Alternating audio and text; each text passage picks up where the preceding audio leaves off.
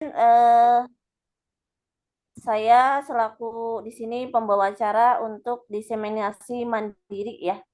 Diseminasi mandiri yang dimohonkan oleh dimohonkan kepada LPPM untuk menghadiri di sini sudah hadir yang terhormat Bapak Jamaludin, Bapak Jamaludin SE MDev ya, dan ketua kami yaitu Bapak Heri Muryanto ya STMT untuk melakukan diseminasi mandiri, diseminasi mandiri untuk penelitian. Kemudian nanti yang akan mempresentasikan adalah Bapak Yusuf Purwanto SCMT. Mungkin perlu sambutan dulu atau bagaimana Pak Jamal? Boleh sebentar. Dari Bapak, silakan Pak. Ya, baik. Bismillahirrahmanirrahim. Assalamualaikum warahmatullahi wabarakatuh. Waalaikumsalam warahmatullahi wabarakatuh. Selamat malam Bapak Ibu serta tim PKM dari Bunisa. Alhamdulillah, puji syukur kita panjatkan kehadirat Tuhan Yang Maha Esa, yang mana pada malam hari ini kita masih diberikan nikmat yang sangat hebat sekali, yaitu nikmat kesehatan, sehingga di malam hari ini kita bisa bertatap maya dalam ruang Zoom ini untuk melaksanakan diseminasi mandiri terkait dengan hasil PKM, Bu ya. Penelitian. Hasil penelitian yang sudah dilakukan oleh Bu Nisa dan tim.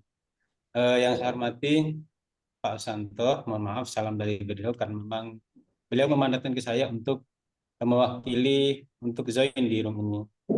Bapak Ibu yang saya hormati dan teman-teman mahasiswa yang saya banggakan, sebenarnya ucapan terima kasih kepada Bapak Ibu tim penelitian ini yang sudah mau menseminarkan hasil penelitiannya. Sebenarnya tujuan utama kita, kenapa sih kita perlu melaksanakan diseminasi ini?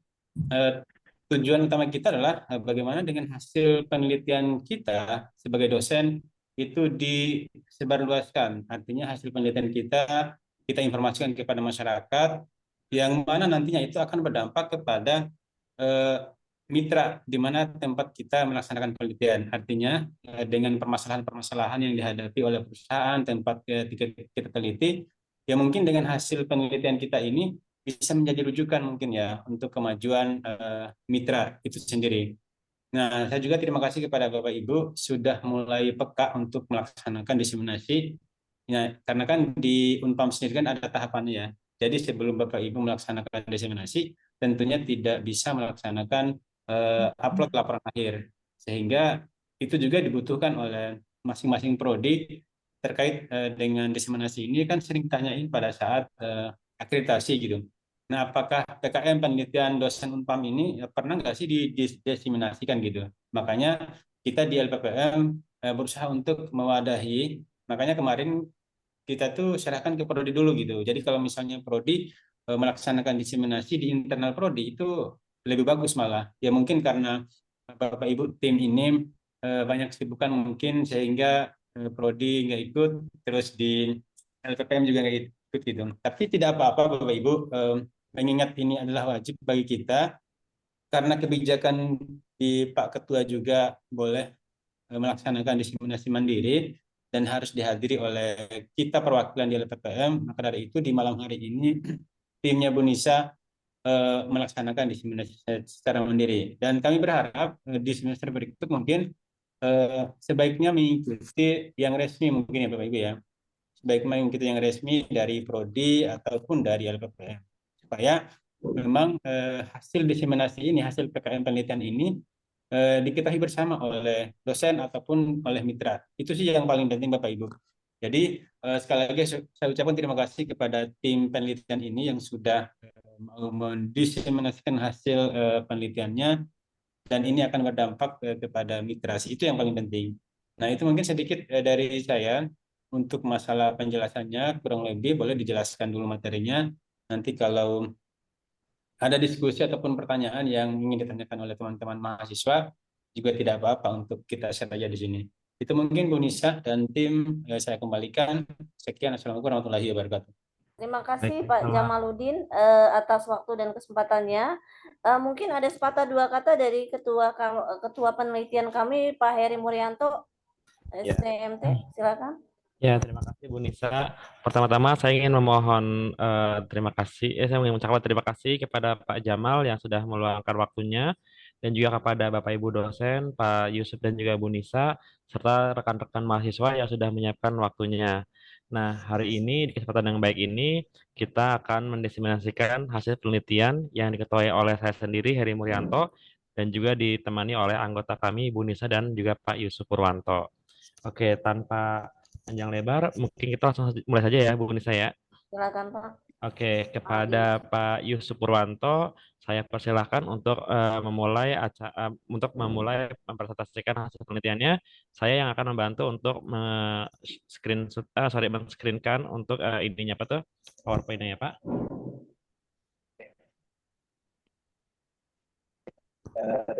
Kepada Indonesia dan Pak Heri Ya. selaku tim dari dan yang saya hormatin Bapak Jamaluddin selaku perwakilan dari STM. Assalamualaikum Pak Jamal. Waalaikumsalam, Mbak. Sehat, Pak. Ya, Assalamualaikum juga buat semuanya. Maaf ini waktunya malam ini karena satu dan lain hal. Mohon maaf sebelumnya Pak Jamal. Aduh ini ya.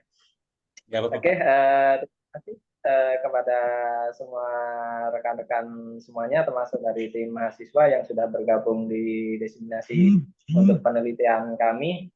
Yang mana penelitian kami dengan judul analisis kualitas produk kasur busa untuk meningkatkan kualitas menggunakan metode Seven Tools ya. Yang mana mungkin sedikit memperkenalkan diri, saya Yusuf Wanto. Di manufaktur di bidang busa juga kebetulan, dan materi ini memang kita ambil dari salah satu problem di perusahaan kami. Dan mungkin langsung saja ya untuk diseminasi pada malam hari ini. Untuk yang sebelumnya saya sampaikan dulu untuk susunan dari tim kami. Untuk ketua Pak Heri Muryanto STMT, untuk anggota Ibu Khairunisa SPSI MSI, dan saya sebagai anggota juga Yusuf Purwanto STMT, dan ada juga Rafikah Zahra ya. Oke, next.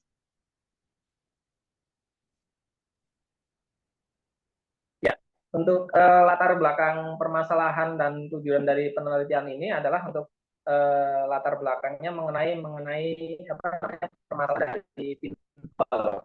Pinball itu salah satu defek yang memang ini defek yang istilahnya kalau untuk di perusahaan busa memang sudah jadi hal yang apa ya, untuk defek sendiri ya. Dari problematika perusahaan busa pasti selalu adalah untuk defek yang pinhole ini. Pinhole ini mungkin saya sampaikan sedikit detailnya, itu adalah permukaan busa yang berubah. Dan dalam hal ini di perusahaan kami melebihi target dari 5% yang manajemen tetapkan. Dan untuk tujuan penelitian ini yang pertama untuk menganalisis proses produksi busa ataupun untuk mengidentifikasi potensi masalah mengenai kualitas dengan menerapkan metode Seven Tools untuk mengidentifikasi penyebab masalah utamanya. Dan selanjutnya tentunya mengusulkan ke manajemen untuk perbaikan dan solusi spesifik untuk meningkatkan kualitas produksi di kasur busa itu sendiri. Dan untuk pinhole sendiri itu di gambar sebenarnya sudah ada, tapi ini saya kebetulan ini saya juga masih di kantor, jadi ada real apa namanya real produknya nih. Pak Eri, ini kelihatan nggak ya? Kelihatan Pak. Pak Jamaluddin kelihatan? Iya, kelihatan. Kelihatan ya. Jadi pinhole ini kayak semacam bokeng-bokeng dia di permukaan ininya, busanya. Nah, seperti ini permasalahannya ini. Kebetulan saya ada bawa sampel defeknya. Next, Pak Eri. Ya, untuk dalam penelitian ini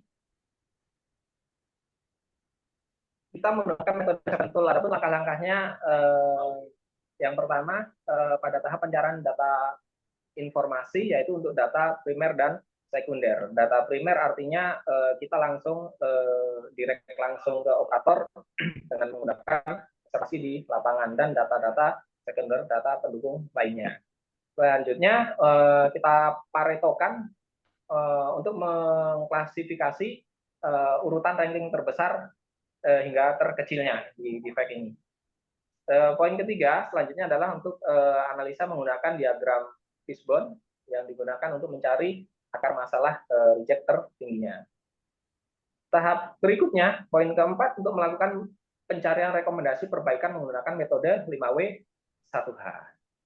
Dan poin selanjutnya adalah untuk bagaimana melakukan perbaikan berdasarkan metode 5W1H yang tadi sudah kita dapatkan. Terakhir, melakukan perbandingan hasil produksi sebelum dan sesudah melakukan perbaikan tentunya.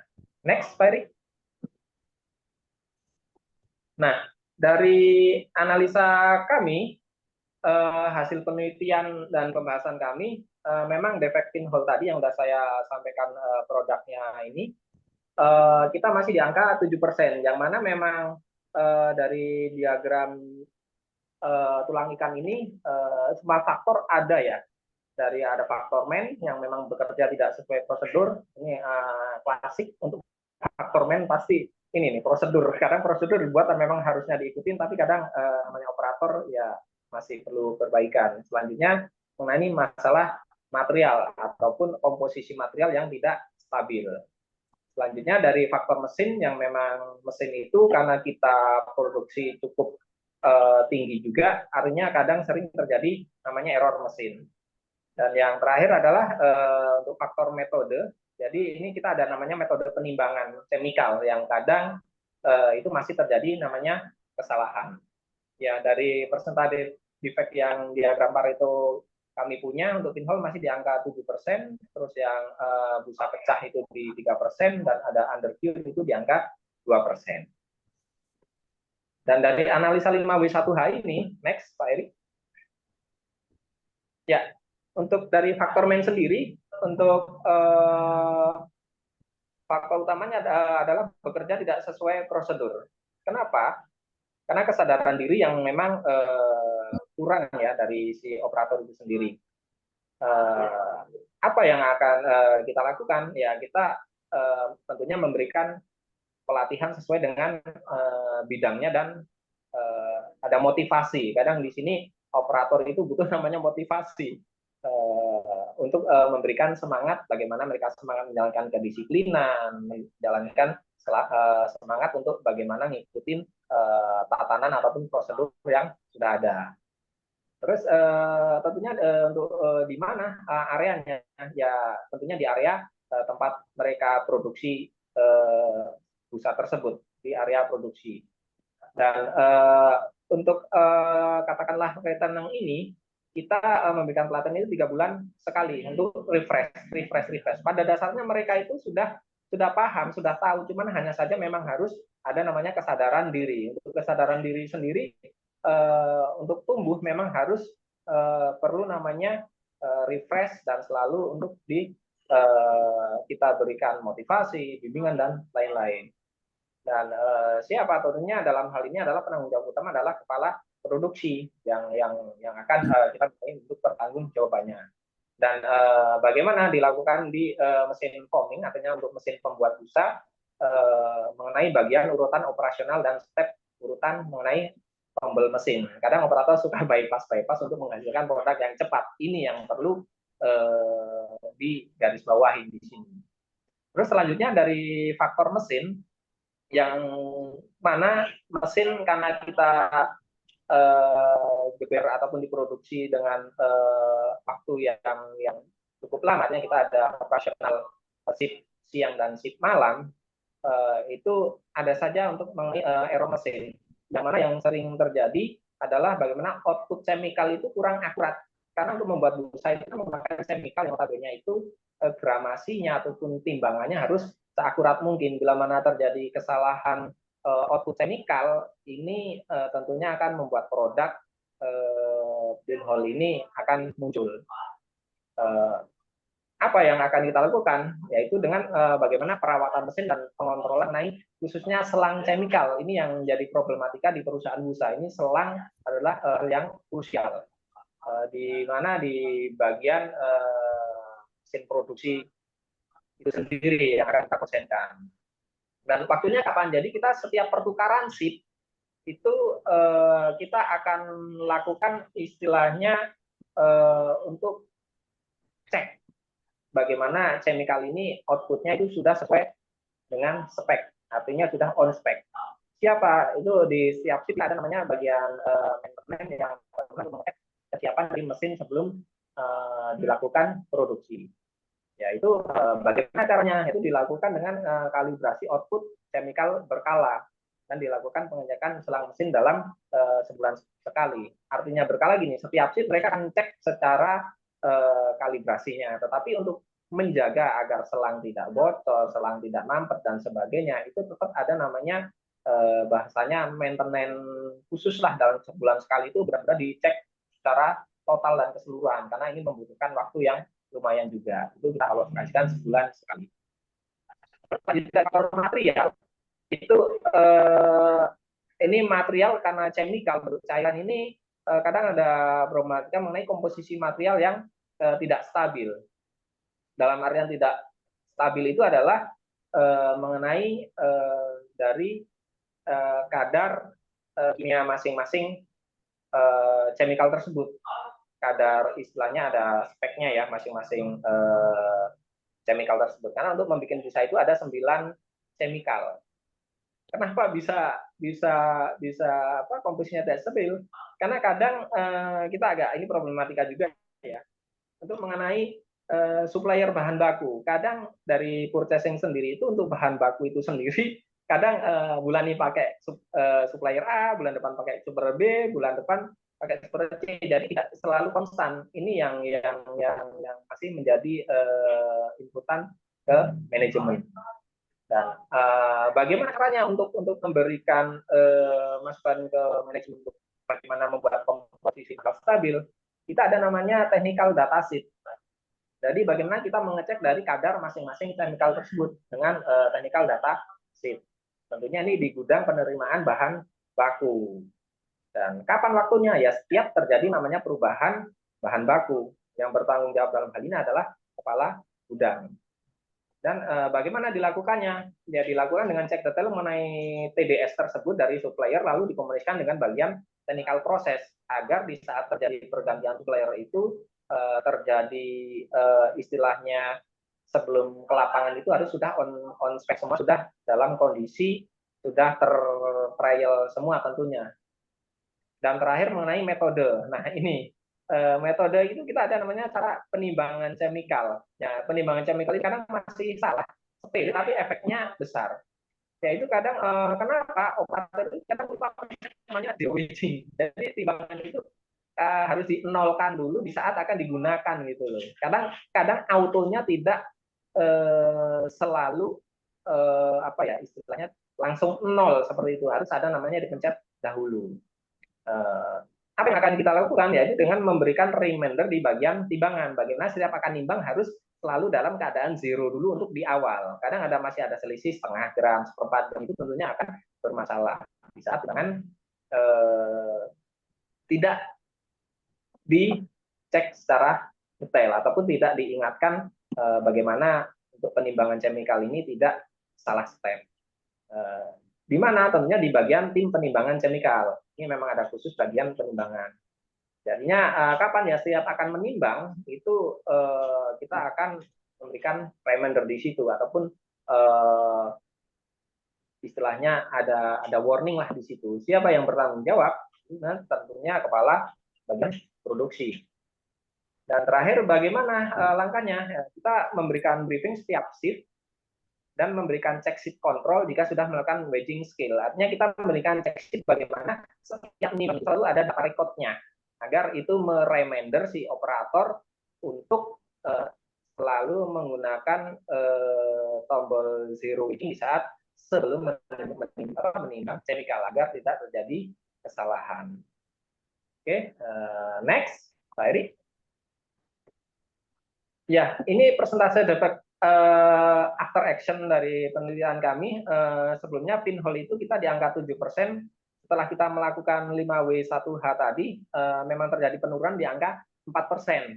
Jadi dari analisa kami artinya sudah ada timbul hasil, walaupun memang belum cukup bisa rendah ya, tetapi sudah bisa sedikit di bawah target. Target dari manajemen ada 5%. Kita baru bisa di angka 4%, memang masih kecil. Nanti untuk selanjutnya mungkin masih akan ada improve yang lain. Oke, next. Ya, kesimpulan dari penelitian kami, yang pertama faktor yang menyebabkan volatilitas besar berdasarkan biaya itu, faktor besar ada efek dan kedua berdasarkan diagram fishbone dapat membantu untuk mengidentifikasi, menganalisis dan menyelesaikan masalah terkait kualitas produk kasur busa dengan memperbaiki 4 faktor pada mesin, material, dan metode dalam proses produksi, sehingga defect pinhole yang telah terjadi pada saat ini dapat diminimalisir.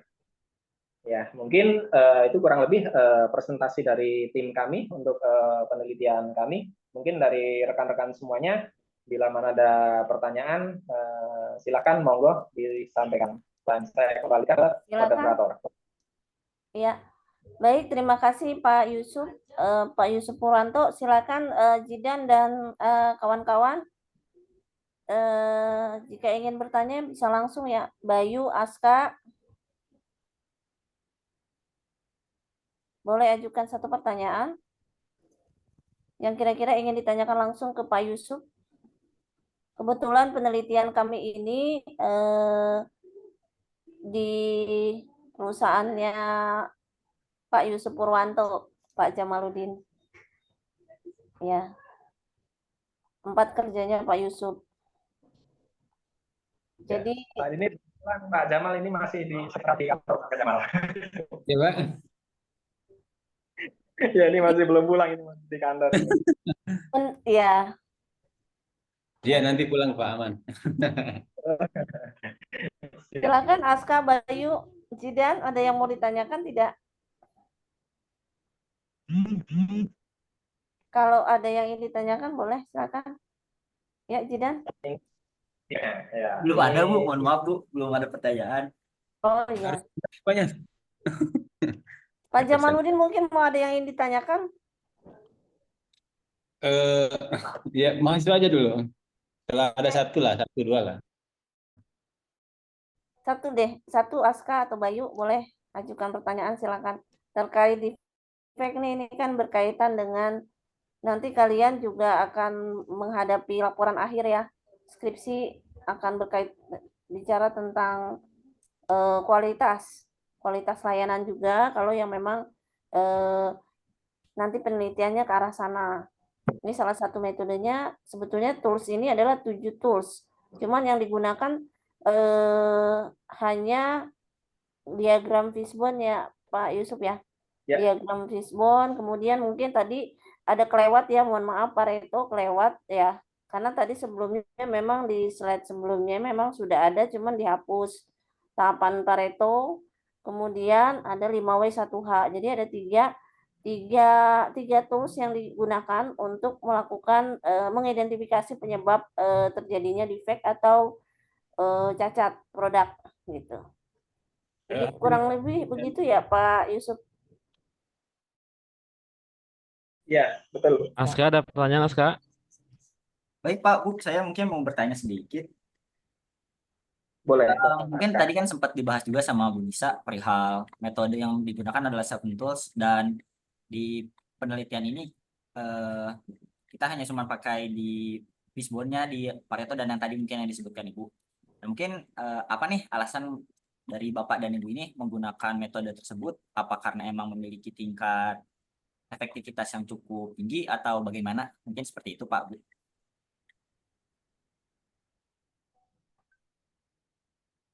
Oke, dalam menyelesaikan suatu permasalahan di industri sebenarnya banyak metode ya.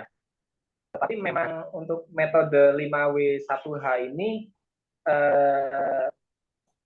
sudah pada umumnya di perusahaan manapun istilahnya ini sudah standarisasi lah untuk mengidentifikasi suatu permasalahan yang memang pada dasarnya untuk mencari akar permasalahan dari suatu defek khususnya, permasalahan khususnya.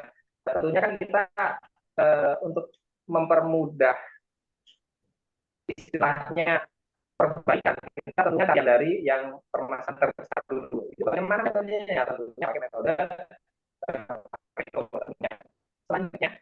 Setelah kita tahu pokok permasalahan besar yang dalam hal ini defect ataupun permasalahan ini poin besarnya adalah di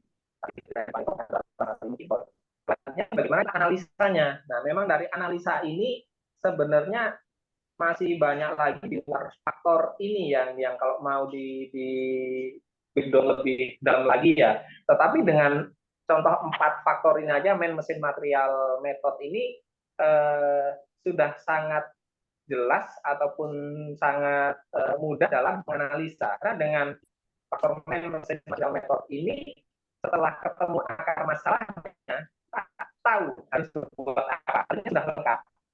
Karena dengan metode 5W1H ini, saya rasa komposisinya sudah sangat lengkap.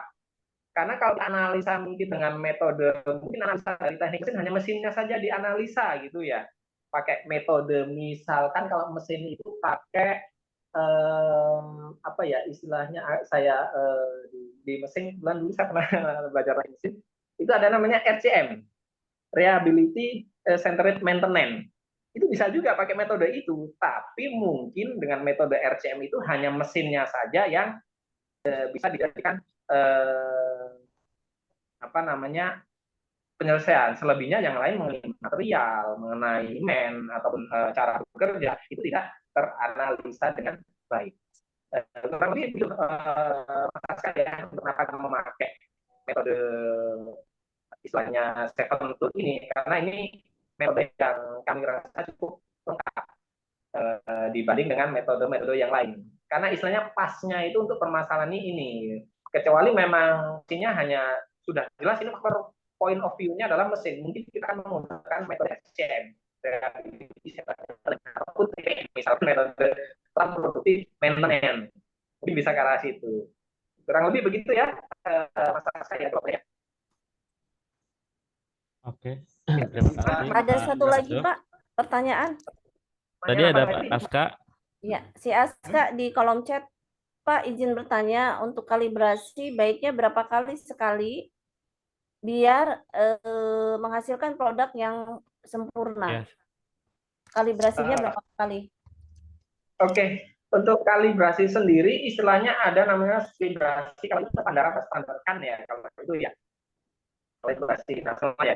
Itu memang untuk alat-alat tertentu itu memang sudah ada apa ya istilahnya, ada aturan mainnya. Contoh timbangan itu untuk jenis ini harus dikalibrasi, kalau setahu saya itu 6 bulan sekali kalau dari apa kata kalau kita ada audit itu ISO ya. Itu per 6 bulan sekali.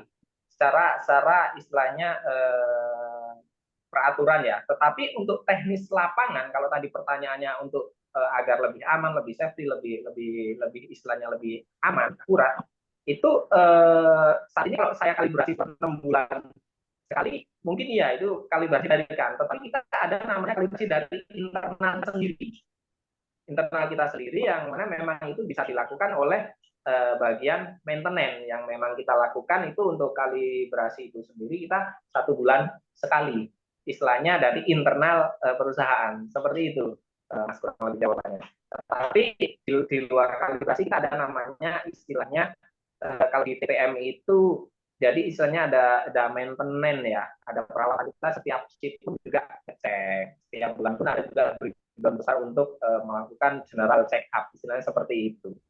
Jadi kalau ngomongin standarisasi itu alat ukur itu ada tatanan aturan mainnya lah, dan itu dikalibrasikan terus ini di kantor. Oke, Mas, yang kita lihat lagi. Terakhir mungkin Pak. Ya, Pak. Izin ya Pak, mohon maaf. Siap. Tadi perusahaan ini kan tempat Bapak bekerja ya. Nah, ya. Ya, apakah hasil penelitian Bapak sudah dikomunikasikan ke tempat perusahaan, atau saran Bapak dan minimal buat perusahaan itu seperti apa sih Pak? Sarannya atau masukannya? Tapi ini memang sudah kita lakukan, Pak. Sebenarnya dari penelitian ini memang sudah kita aplikasikan. Iya, Sudah di- sehingga memang hasil penelitian ini yang memang kebetulan saya dan teman-teman istilah saling berkolaborasi, ya alhamdulillah ada hasil aktual seperti ini, Pak. Oke. Baik, terima kasih Pak Yusuf atas tanggapannya. Kalau misalnya tidak ada yang ditanyakan lagi, kita cukupkan saja mungkin. Oke, terima kasih. Saya kembalikan ke moderator. Ya, Saya baik. terima kasih. Terima Assalamualaikum kasih warahmatullahi Pak Yusuf, Pak Jamaludin, Pak Heri, Jidan, Aska, dan rekan-rekan yang lain yang tidak bisa saya sebutkan satu persatu.